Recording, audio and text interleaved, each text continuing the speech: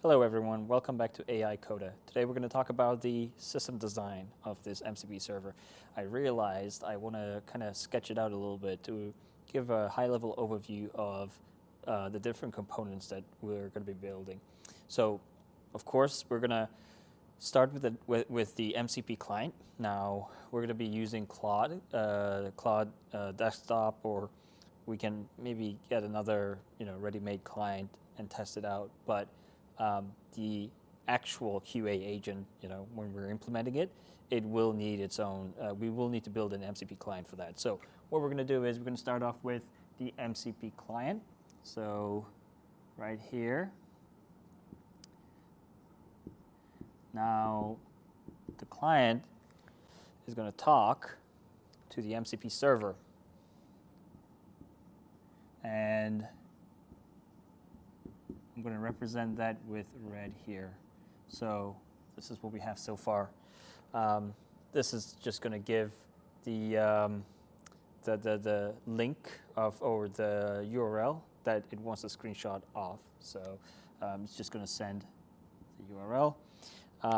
The MCP server is then, I'm going to make this one red, is then going to talk to our actual Python API.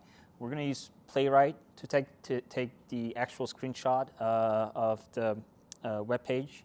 So this is going to be our Python API. And basically, we're going to do this in headless browser mode, right? So we don't need to load the whole GUI. So Playwright most likely. We'll see if there are other tools that we can use as well.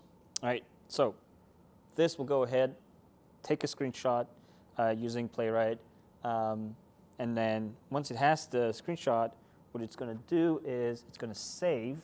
Now I'm thinking what it's going to do is save to Firebase or to any storage, get the URL to the image, and then send it back. This is the cleanest way I can think of. So this is going to save, and it's going to be, let's just use Firebase storage for this.